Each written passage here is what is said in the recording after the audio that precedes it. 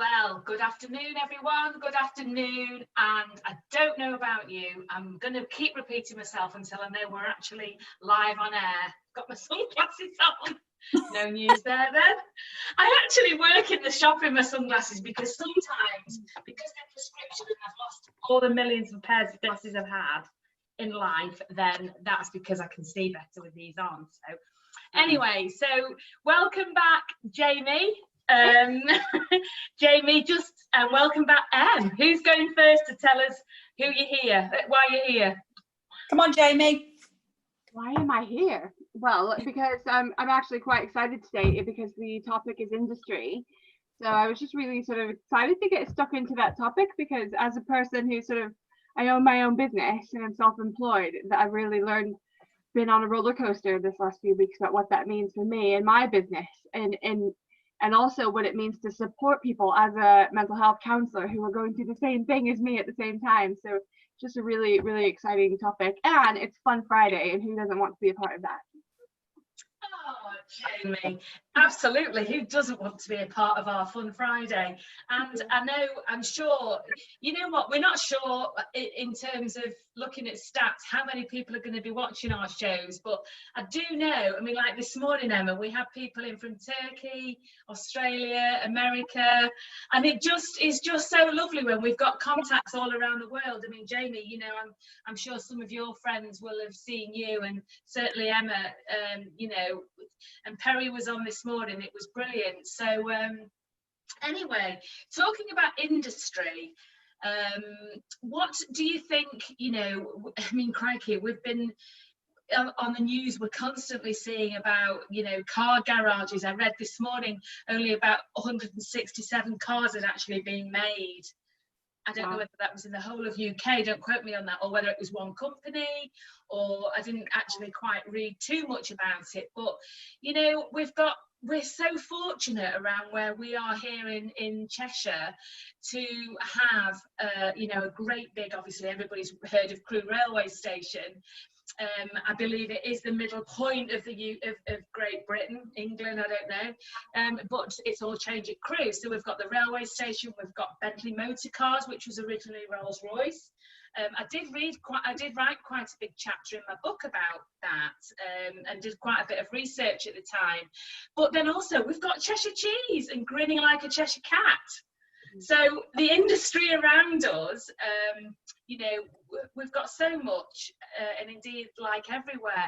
How do you think it's affected most families, Jamie, where, you know, in terms of where you come in? I mean, just tell those people that may not have seen you before a little bit about what you do.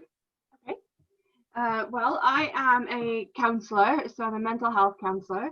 I technically work as a family therapist, and I have a specialty in fertility. So I work with lots of families all the time. So certainly what this break has meant for the families that I'm supporting, well, it just, you know, people really are strapped, in how they're going to pay their bills. What does this mean for our future? You know, what does this mean immediately? It's just, there's so much stress involved. It's like everything that we hang on to that's dear to us, which is being able to support our families, and is all sort of up in the air right now. Nothing is the same. So and it's a really scary place to be. And in addition to trying to maintain all that and actually trying to put on that brave face for your children, you know, so, oh, nothing's fine. Of course it's fine. I'm not making any money right now, but of course we'll be able to eat, you know. But while on the inside you're thinking, what does this actually mean for us, you know, as a family going forward? So yeah, it's really been a matter of that, supporting people day to day and trying to sort of maintain their emotional regulation day to day. So don't get too far ahead of yourself, trying to keep people really present, you know, thinking about how can you make today as good as it can be. You know, how can you think outside of the box? If you're a business owner, it's about, can you broaden? You know, what are you not doing that you could be doing? If you work for somebody else, it's to try to have faith in that process, you know, and utilize the services that are offered by the government right now, the furlough program. I know that it's got its holes, it's got its loopholes, and it's not great for everybody, but it's something. So if you can utilize what's available to you and try to just not look too far into the future, because the future is not planned. and it's not promised at the moment, and we don't know what it's going to look like. So if you spend all your time worrying about that, you're just going to make yourself anxious. And I think, you know, you and I have chatted a lot about our businesses, and what do you think, you know, Emma, you've learned new and sort of processed and taught your team to do in now, you know, in terms of social media and things like that, how we've utilised that? It's been a perfect time actually to utilise this time to work on social media, because that's what most people are doing. They're just sitting on their phones, you know, watching stuff. So interacting like we are with clients and, you know, our customers, it's actually been quite a good time to do that, I think. Yeah, definitely. Yeah, and I think, you know, in terms of interacting with our clients, this is something that we've wanted to do right from the word go. And, you know, in fact, when you're watching live now, just to show that you are interacting with us and we are interacting with you too, if you go to your emojis on the bottom of your phones, you'll be able to see lots of little pictures. I know we've got some regular viewers watching us, and it's like being in the salon really, but we can't see your lovely faces, but we know you're there. And that's just as comforting and as rewarding for us as I'm sure it is for you. I mean, I mean, I got caught out big time this morning and totally distracted when Emma and Perry had been like conniving all these little tricks of trying to catch me out. But it's fun, and you know, the feedback that we get is really interesting. And Jamie, you know, your business isn't just, you know, your experience and professionalism in terms of what you've got behind your belt, like with IT, you know, I mean, you've got far more knowledge than what we've ever had. So I, you know, take my hat off to you. Tell us a little bit about how you learned to use social media. Oh, wow. Help us out even, crikey. We wouldn't have been able to do this as good as we've got it today without you girls. Oh, thank you. You know, that is, hey, well, first of all, I'm just a bit technical minded. I just sort of get it, you know, that helps a lot in terms of the computer, building the computer and the whole systems and that sort of thing. Plus, I am married to an IT manager, which helps me tremendously. And he's an amazing IT person in terms of building up a website and things like that. So I have a huge support behind me. In terms of social media with counseling, it is new to me, and certainly doing it in Facebook Lives and trying to get to sort of show people who I am as a person has been new. So yeah, that's been really, really interesting. Every sort of few days or every week, certainly, I've been trying to put out a video of some kind, you know, with some description, and it's scary to put yourself out there in such a really vulnerable way, you know, not really knowing what to expect on the other side. But I think it's been a fantastic business opportunity, and actually I think there's more positives that have come out of this lockdown than there are negatives. So when I first started, I had all of my eggs in one basket, so to speak. And when that basket got taken away, that meant 90% of my income just suddenly disappeared overnight. And it was terrifying. So I spent a few weeks sort of grieving that and being a little bit grumpy about it. And then it was like, right, so what can I do now? How can I use social media? And actually, it's really grown my business in ways that I wasn't really thinking possible. Totally agree with that. I mean, Emma, yesterday we had a really important webinar, didn't we, with our IT software provider with the salon. Yeah. What, I mean, you know, crikey, give us 12 months ago, what would we have been like had we have had that discussion yesterday in industry with our IT software company? Would we have coped 12 months ago? I know I wouldn't. I'd have had a panic attack. I remember when I started working at the salon and we had an appointment book, and you said, you know, we're going to be going onto the screen and everything. And I'm just like, oh, I really don't want to be doing this. And it's just something new all the time, isn't it? Learning something new. But I tell you what, you wouldn't look back now, would you? I don't know. I mean, I think the three of us, you know, we're all business women in terms of, you know, and indeed we've got our children with us in our business. Jamie, I mean, I'm sure, you know, with your two young ones watching you at work, is going to be an inspiration for them, that they may have, by the time that they leave school, they may have a bit more enthusiasm, or maybe motivation or encouragement to be able to go into their own enterprise, which I know, I mean, obviously going into schools to talk about enterprise and judging competitions around the region and stuff like that. Some of these young kids are so entrepreneurial, and because we don't always have that you know, teaching capacity with having to stay on the curriculum, children aren't encouraged to start their own enterprise. And I think it's just so sad, and I've been batting on about it for years, right from when I first had my first mentee. Was probably, oh my gosh, I can't think. I got my children, my Cam and Isla, so it must have been, they were only little. It must have been about 20 years ago. And you know what, this guy, there's so many stories I could tell you about how they've gone on, just with having that little bit of enthusiasm behind them. When parents are out at work and they are at industry, I know with STEM ambassadors, which is the science, technology, engineering and mathematics, people out in industry can use that status to be to come to be a mentor and volunteer to do that, and it just gives them so much more inspiration. And indeed, as an ambassador, to see the growth in your child that you mentor is just incredible, whether or not they're yours or not.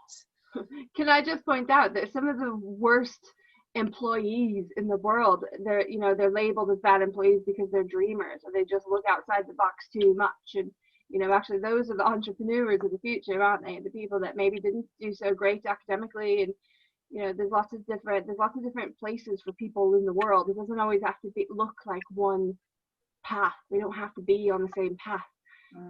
The majority of the people that I see day to day are people that are just not fitting in the box that society has put them in. So it's about helping people put their best foot forward, about really getting to know themselves and actually opening the doors for themselves that they didn't even know existed. Jamie, can I ask you a personal question?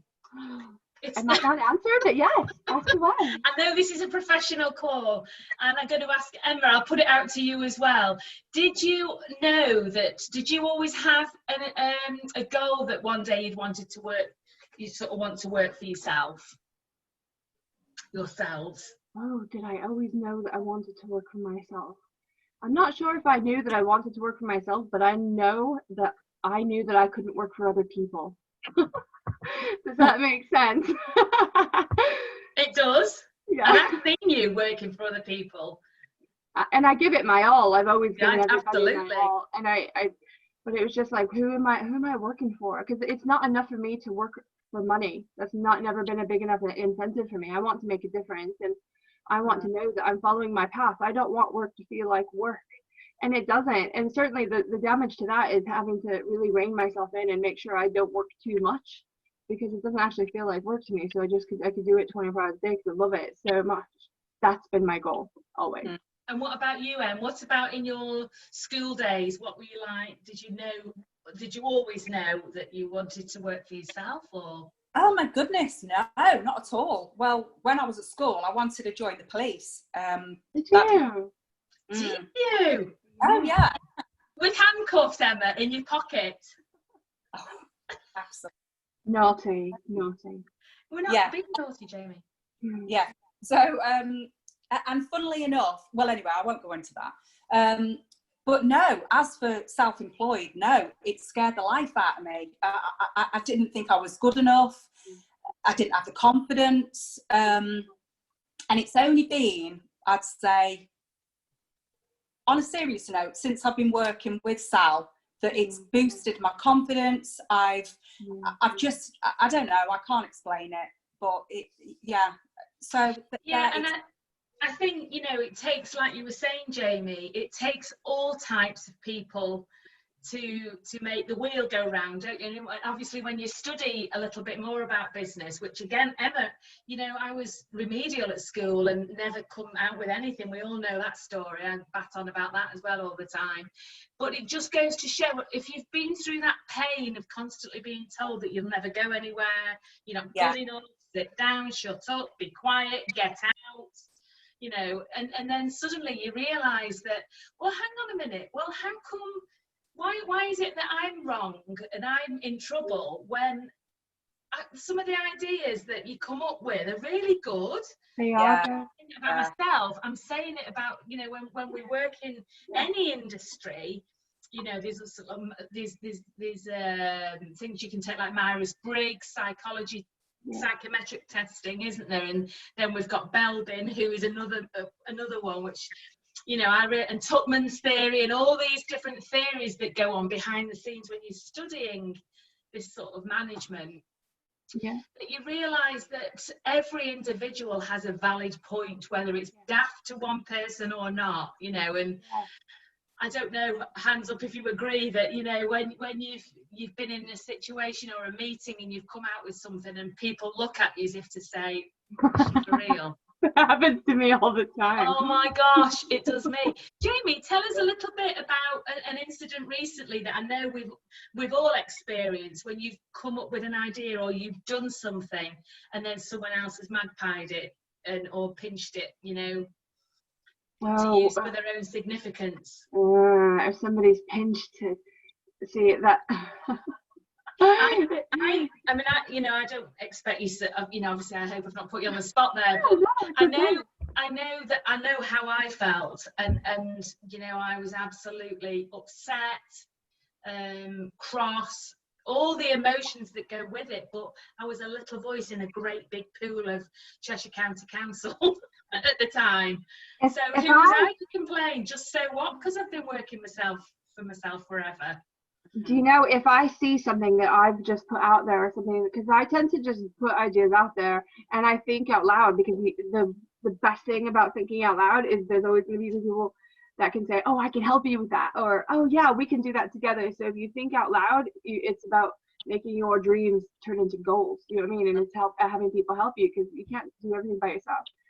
When I see some of my ideas, if I see like another councilor's Facebook page or something, and I see something that I know that I might have done first, I actually really think it's a lovely compliment, because it's so good to be able to inspire people. And it doesn't matter if there's 10 people doing the same thing, because they're all going to do it a little bit differently.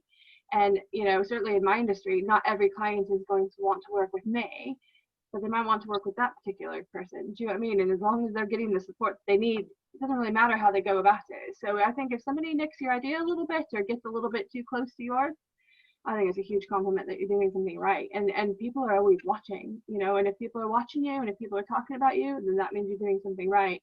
If people aren't paying attention, it means you need to change up your game a bit.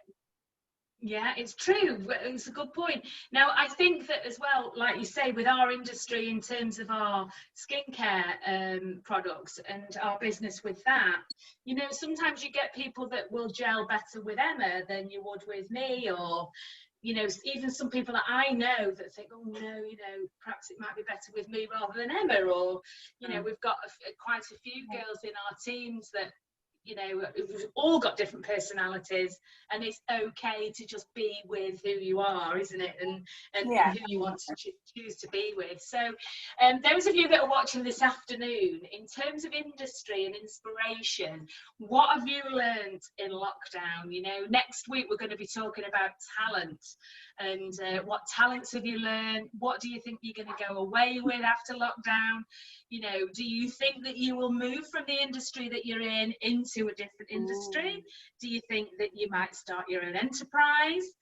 You know, and indeed, please, you know, contact any of us if there's something that we can help you with. Not just on you know, to have our services in terms of, you know,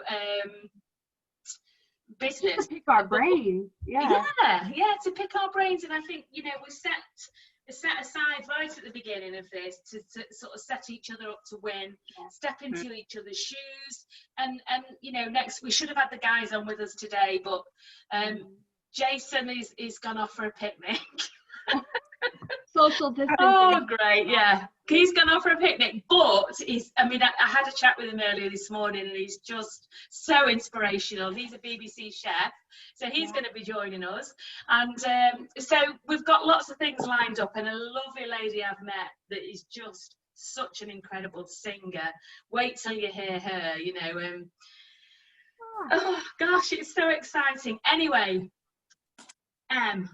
Sal, talking about the self-employed and everything, you've just given me a really good idea, because I've been doing quite a bit of DIY through lockdown. So I've been like putting blinds up, so I've been using the drill, I've been painting, I've been doing all sorts. Do you know what else have you ever used inflatable foam?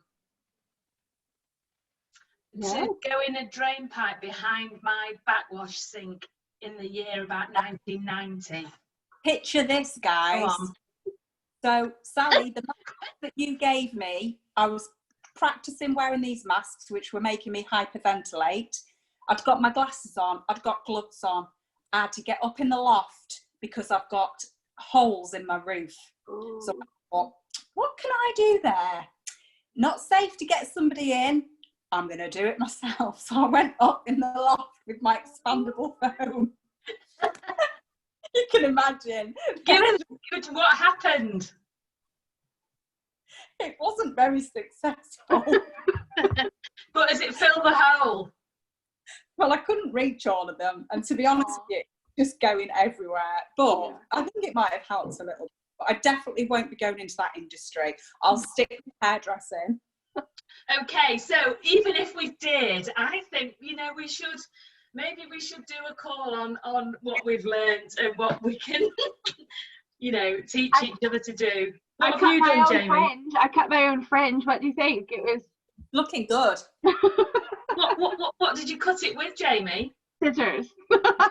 Well, fine, but what type of scissors? Probably kitchen scissors. Kitchen scissors. It's all I had, and I just couldn't see. Well, you've done a very good job. Well, the ladies at Sisu Sandbach have done such a good job that I had a great template to work with. So it was just about, and I watched your tutorial and I sort of just got up into it, and it took me a long time, but I managed to do it. And do you know what? My job. We have some great pictures of people's attempts from the tutorials. Now, if you've been watching and taken the tutorial, my Mackenzie said, my 15-year-old son only said that, do you know, Mum, I don't even know why you're doing this. No one's going to watch it.